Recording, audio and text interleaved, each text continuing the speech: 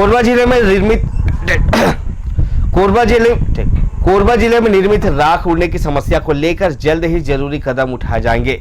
बालकों को राखड़ बांध की स्थिति की जांच करने के लिए राजस्व मंत्री जय सिंह अग्रवाल प्रशासन को निर्देशित किया है, जबकि प्लांटेशन एरिया में राख डाले जाने का पता लगाने के लिए डीएफओ को कहा गया है। शहरी क्षेत्र के अंतर्गत स्थित विभिन्न राखड़ बांध और डंपिंग एरिया का निरीक्षण करने के बाद राजस्व और आपदा प्रबंधन मामलों के मंत्री जय सिंह अग्रवाल ने मीडिया से बातचीत की। बताया गया कि निरीक्षण के दौरान बालकों की ओर से लापरवाह और गैर जानकार अधिकारी भेजे गए थे, जिन्हें इस विषय में कोई जानकारी नहीं थी।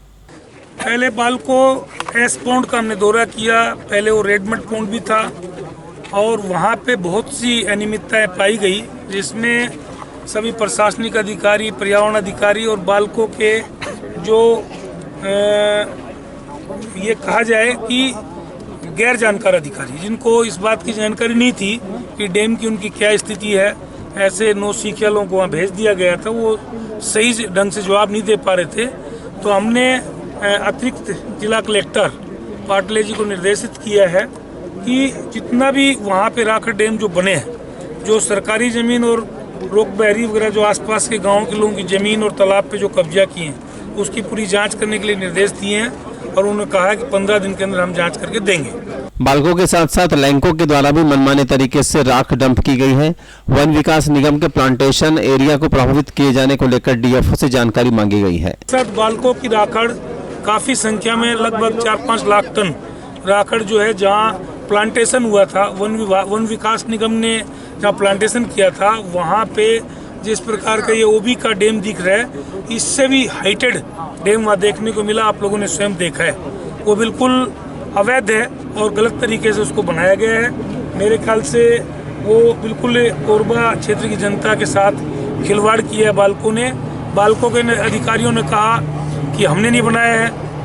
पर्यावरण अधिकारी ने बताया कि बालकों ने बनाया है। परमिशन उसको बोलते हैं दी गई है, लेकिन जो परमिशन है वो मेरे ख्याल से पर्याप्त नहीं है। तो इस प्रकार से लैंकों को उसमें पहले परमिशन दी है, तो जो भी जवाबदार अधिकारी हैं या दोषी हैं उनकी जांच होनी चाहिए। डीएफओ को भी फोन करके निर्देशित किया है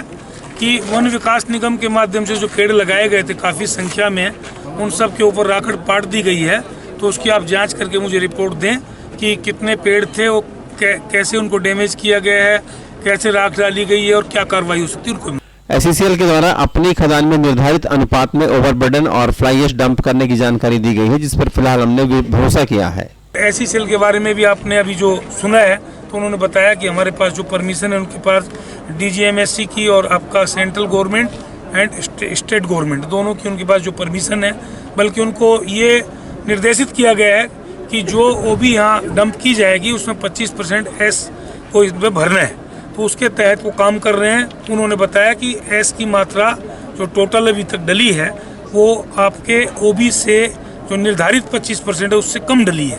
तो इसलिए वो अगर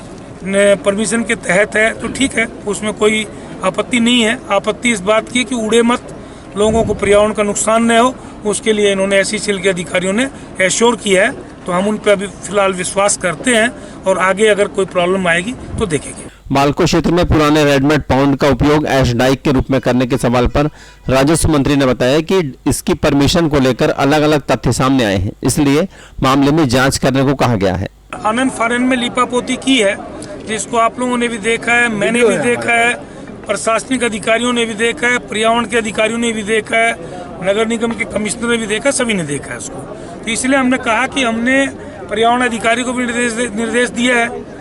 प्रशासन के अधिकारियों को भी निर्देश दिया है, इनको जांच करने का एक बार अवसर देते हैं, मौका देते हैं, जांच रिपोर्ट आने दीजिए। पर्यावरण से संबंधित मामलों में राजस्व मंत्री की दिलचस्पी और जिला प्रशासन को जांच की जिम्मेदारी मिलने से लगता है कि आगामी दिनों में वास्तविकता सामने आएगी कि उद्योग प्रबंधन की ओर से जो दावे किए जा रहे हैं उनका सच क्या है। ब्यूरो रिपोर्ट, गंडेसिया न्यूज, कोरबा।